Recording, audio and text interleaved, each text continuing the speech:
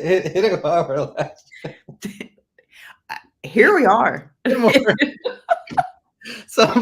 We were at the conference last week, and somebody was like, "I was watching your videos, and you guys are always laughing and having fun." I was like, "It is a really good time." So, good morning. Happy to be here, Shannon. Good morning. Good morning. Here we are, giddy once again that we were Yes. able to press a button. It's all it takes is a button press, right? It's Tuesday morning. It is earlier than most people are even thinking about pressing buttons. It's true, yeah, they're not pressing button. We're pressing like the coffee making button. So it's Honest, also it's a honest chilly goodness. one. We were just talking. It seems that it flipped over the weather drastically here, so it's kind of gloomy and chilly in the Pittsburgh area.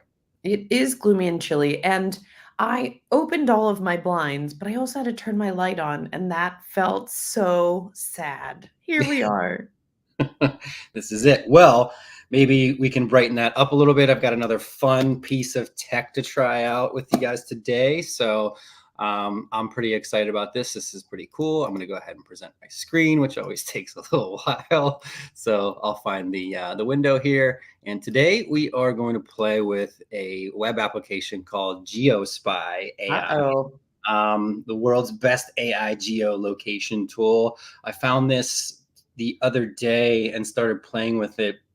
It's pretty wild, right? So it's web-based. It doesn't require an account or a login. So anybody can just go to geospy.ai, drag and drop or upload photos, and Geospy is going to use AI and then give you the geolocation of the photo. So similar to like a reverse image search on Google where it's doing that, but then we're going to be able to kind of plug in a lot of different coordinates and find out some locations. This is a pretty new tool, Shannon, so it does get it wrong. So what I did was I pulled maybe like 4 or 5 different photos, some of my personal photos, some edited photos, and some web search photos, just to kind of show today like what it does and like how it works. So what do you think?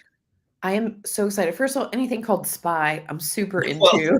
name amazing, right? So I did a little digging too, just for some background. This is a product from I think it's three brothers. They own a company based out of Boston called Greylark, and yeah, they're doing some really cool stuff in this like intelligence AI space. So this is a byproduct of kind of their work, which is really cool. So if you want to check that out, but I'm gonna go ahead and just kind of start dragging some photos over here. The first one that I did, want to try out was a web search photo. It is a look. I'm going to give you the location, and then we'll see what it comes up with. So how's that sound? Okay. I'm You're excited. I'm center. So excited. outside of the Pittsburgh area, there's a little town called Sewickley. There's a pretty famous or iconic bridge that you and I probably drive over all the time. So we're going to pull that photo in here. It's going to analyze it, maybe take a few seconds, and then spit out an output and let us know if it gets it close or right. So this is a bridge, the Sewickley Bridge in Pennsylvania, and it's analyzing the photo here. And another thing that I looked up too while this was going on was there's some metadata that a lot of photos have in them already. And I looked into some of the background of the tool, and it actually is not pulling any of that. So the whole goal of this tool is to really see how far AI can go with the image Wow. detection. And so here we go. Yeah, so we've got a Pittsburgh location here on the right, which is nice, and you can kind of zoom in and see which is close. And then the explanation shows an image of a bridge with a distinctive green color, similar to the color of the bridges found in Pittsburgh. So Wow. it did extract some metadata, but it's not location based. So it can tell you the camera make, the camera model. And then we've got some other cool tools down here. We can open this up in maps. We can copy the coordinates to share those. We can share Geospy as a tool or export it to a PDF. So pretty close, not exactly right, but it's pretty distinctive in terms of like finding some of the features and attributes here. Wow. This is really interesting. And of course, the first thing I'm I'm thinking about is young people or folks who are constantly tagging themselves into photos when they are still at that place, and the whole concept that somebody nefarious could find out where you are and come to where you are, which is a little scary, yeah. There's the spy element. That's kind of one of the first things that I thought too, right? You're out there on social media, you're seeing people posting pictures, and you're like, where is this, right? You can get somebody can just copy paste in here and try and find your location. So some pretty insane ramifications there. Let's do another one. The next one I wanted to try was, obviously see if we can find like a pretty popular destination. So we can probably add in from here. Let's just go back to the main one and drag them in. So here's another one, Flatiron Building, New York City, obviously pretty iconic. So I would assume that it would get it right. So we're going to drop it in here and see what the output comes in. Here we go. New York location. Image depicts iconic Flatiron Building. Wow. Description. Yeah. Now this one was actually, this is an enhanced edited photo. So it's a combination of, either real wood photography or, after, Photoshopped and some edits there, which I thought was pretty slick because, there's some colors and some changes done to this picture, but it still got it right. So one for one, or, 1 for 1 here in terms of accuracy. That one was pretty quick. I like the juxtaposition of a bridge that very local people would know, Yes, that this tool was able to quickly identify as being something similar to the Pittsburgh region, and how quickly it was easily able to identify, an iconic building that's often photographed. for sure. Then the next one I want to try with us here today is a, kind of a random photo. I actually went into a stock photography library, picked a random location. For these purposes, you and I know this would be Hot Springs, Arkansas. Now, this is a professional photo that I pulled from, the internet, and then I downloaded it to my local device and then uploaded it here to Geospy AI. And then we just plugged it in there. So it looks like it's doing some thinking here. And yep, there we go. I mean, this one's dead on here. Hot Springs National Park, Arkansas. Photo shows, the forested hills in the background, historic buildings, particularly the tall one on the left. I like this this characteristic here of the city, particularly the tall one on the left. Also camera make model. That's pretty cool. Wow. Yeah, I will tell you, being able to find the location is cool, but, I love seeing the camera make and model.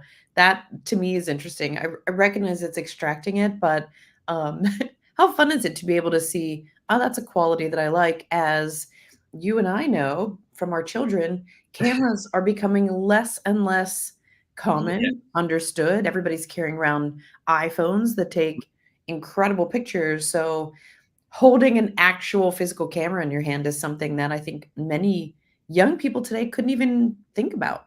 for sure. And then we also have some sources down here, which is pretty cool, right? So based on the characteristics, they found these following related buildings, which looks to be the same building of, the tall one up at the top. So then you can kind of click on these too. You can see as I hover over, it's got the source links and the citations. So I think some good use cases here, obviously if you're doing anything, with photojournalism, or, you need to go ahead and find or do some research on some areas, that would be a pretty good tool here. That's awesome. I love this. I can see obviously very quickly how this could be an insane tool for marketers, a really good tool for marketers.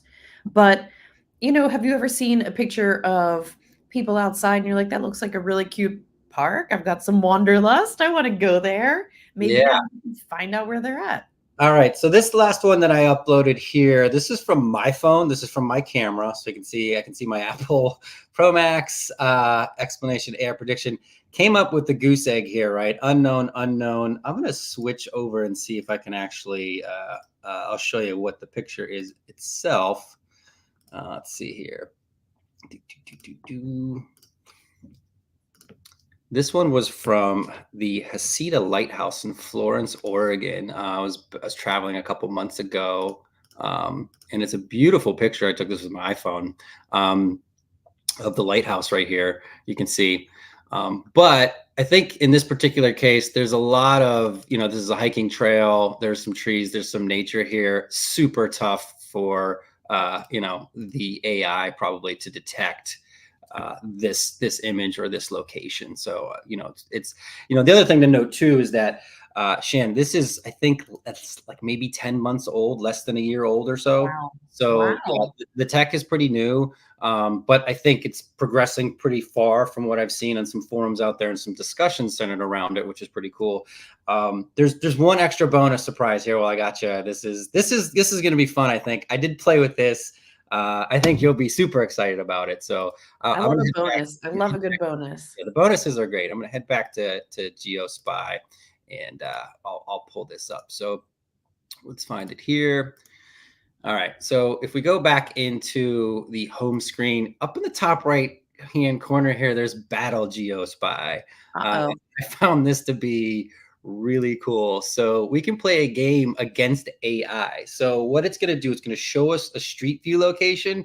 We get to guess the location by tapping on the map, and Yes. then we confirm it, and then AI makes a guess. And you play 5 rounds, and the closest person to the location wins. If I say person, the closest user in this case, right? It's either you or AI wins that round, and then it tallies up your score. And I got a chance to play this yesterday, which was pretty neat. So I thought we'd play it today on the show. Oh, I'm excited about this. All right, let's play. And I'm going to need your help here, obviously. So what's really cool about this is that we've got the ability to kind of zoom around and look. And this is a tough one, right? So it's like an apartment complex. You've got to kind of maybe spy, some of the trees or maybe some background information. We're not going to glean any information because Google blocks out license plates. I already tried. Well, but it's clearly somewhere that's often hot because all the cars know to park under the trees and the cars look a little sun battered. Um, True. I see some and SUVs, so there could be a mix of weather there, maybe. I don't know. This is a tough one. I'm I just gonna. see the trees. This is looking a little autumnal. So I'm going to go with Virginia because Okay, that's a great guess. So then, even cool over here, I can zoom in and out with my mouse wheel or the tools here. So we'll pick a place in Virginia. Let's just kind of click on somewhere outside of Richmond, and then come down here, and then it's giving a timer too. So we only have ooh, so many seconds. So now it's uh-oh. Geospy's turn. It's going to do some thinking, and Geospy wins this round. That's outside Salt Lake City. Wow. Yeah. So what I like here is that the image shows residential area with houses and trees. The architecture and vegetation are consistent with Salt Lake City, Utah. All right. So that's round one. Let's check out the next one. Oh, here we go. We've got some palm trees. This could be a number of places out west. Let's see if we can zoom in here. We've got some tanks, a couple little residential area. Super flat. This is so flat. Super flat. What's this? I mean, dead end. Dead end, dead. Dead Trespassers dead. and dead here. Wow. I mean, this sign is aggressive. Wow. I had a neighbor one time. She was like really really particular about her lawn, and there was a sign that she put up on the corner of the street that said "Keep off the yard grass." It was an older lady, and she was very very particular about this. She was like in Dennis the Menace. She's like inspired by that. Oh Yeah. my goodness. Well, everything does look pretty dead. It looks dry, Here we go. desolate. We know we're in the United States. I see some rooftop air conditioning units there. Hot location, obviously, just by that. So let's just say, I was going to say maybe, somewhere in the Utah, Arizona Yeah, I was going with region, Vegas. I was maybe going with Vegas. Vegas. Let's pick a location. So we're just going to try and get close, somewhere between Vegas and Phoenix. So let's I try love it. right here and confirm. Ooh, I see a little beware of dog down there in the right corner. We won the round. All right. Yes. Nice. Okay. So let's see. I'm going to zoom back out here. Oh, Jason, no matter what happens for the rest of the day, before 8 a.m., we beat AI. Great. We are smarter than AI today Oh, in this particular instance. congratulations, Jason. We did it. That's super cool. So yeah, AI was pretty far off there. So let's burn through some more here just really quickly. Got some mountainous regions here. Look at pretty hilly. Well, this is Not a lot to go off of here. no, but it's giving Appalachia. This is Appalachia, I think. Yeah, where would you drop the pin if you had to pick like a state or a city? It feels a little Kentucky. I'm going to go with Kentucky. Okay, let's see. Oops, I think there we go. It doesn't want you to zoom in. It's like, hey, you beat me one time. Yeah, it's blocking off my zoom. It's a little buggy here. Let's go with Kentucky. Maybe keep it a little northern Kentucky and confirm that. This one's tough. It didn't give us a lot to go off of. Okay, Geospy wins the round outside Seattle. I was just up there. That's yeah, that is a tough one. That could be there. This is that type of, geography looks like it could be pretty much anywhere. Well, it wasn't giving us a lot to go off of. Yeah, same with this one here. Uh-oh. This is pretty Uh-oh. desolate. We could maybe, reverse engineer some of the signage. There's some You know, big if I were driving on this road alone and ran out of gas, like in Children of the Corn, I would just lock my doors, I think. yeah. These little pylons here are pretty unique too. I feel like this is giving me some like Maine vibes or like some coastal area. This could actually be in a different country. I I don't think this is from the Yeah, US. this is actually giving me like a Jamaica, Bermuda. Yeah, look at this here. Uh-oh. Okay. Okay, let's use these clues. Oh, we're running out of time. Okay. Yeah, This yeah. is definitely not Costa Rica because the roads are so flat. Right. I want to say we're down in the Caribbean, in between Mexico, South America somewhere. I'm just gonna pick. I've been to Nicaragua before. This looks pretty similar. I'm gonna try Nicaragua. I think you have to do that. I Yeah, I remember when you went to Nicaragua on that really cool trip. That was it was so amazing. cool. That was actually because of you. You sent me the link. You sent me the link to it, and you're like, "This is all you." And I was like, "This is absolutely me." So, wow, we're really off here. This is out in Vietnam, Thailand. Well, I Okay, mean, man, learned it something new. it wasn't giving us any clues that we could understand. So, okay, AI, we beat you one time so We did, we did, far. we did once. All right. This is also a pretty rough one here. Not familiar with those signs. Uh,